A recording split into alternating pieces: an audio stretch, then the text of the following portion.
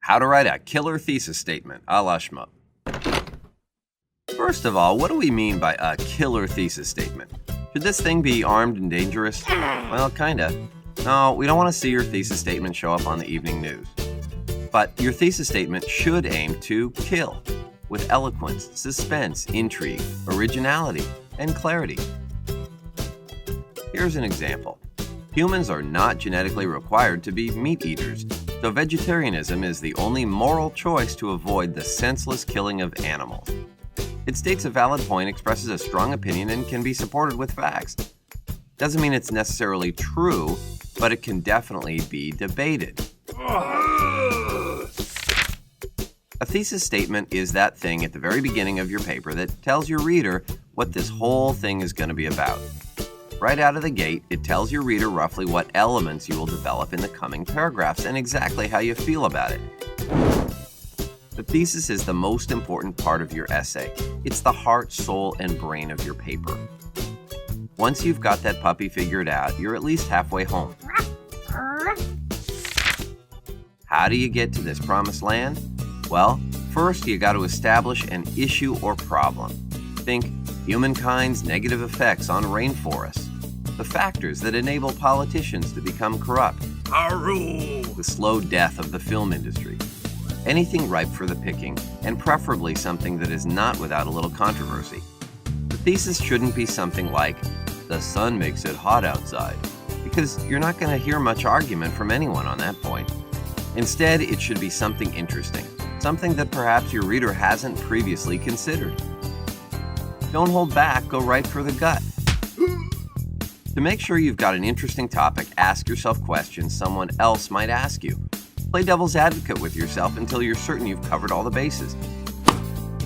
Is it something only you would find interesting, like how affectionate your dog is right after you finish walking him? Or would it appeal to a wide range of readers, like, anything having to do with primetime television or what's their name, the Kardashians? Is it something that can be argued empirically, like the rise and fall of the stock market? Or is it pretty much just going to be pure opinion, like what the best color is? Keep in mind that you're not just laying down the facts, you also want to get your message across. So be sure to express your thoughts on the issue. Take a strong position. It's not enough to state that for the last 20 years, America has actually become more racist than it was in the 1990s. If your position is that, maybe, I don't know, could be, who cares? It's an intriguing proposition, but it's not going to go anywhere if you plan on being wishy-washy.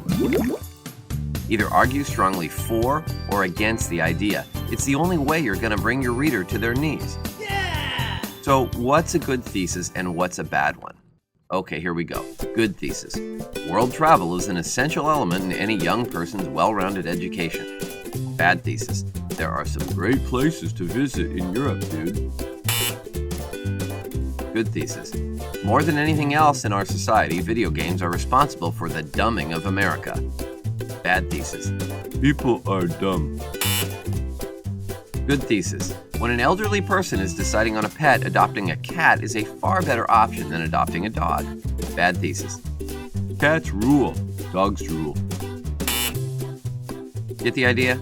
It should be broad enough that a large portion of your audience will be able to relate, but specific enough that you can zero in on a particular topic and really dissect it. Finally, you can't just state your thesis, drop the mic, and walk off stage. You'll need to bring some supporting points to the table. So be prepared to back your thesis up with some actual factual pieces of evidence. And while quality is certainly more valuable than quantity, have at least 3 supporting points. Any less, and your thesis is going to be a bit flimsy.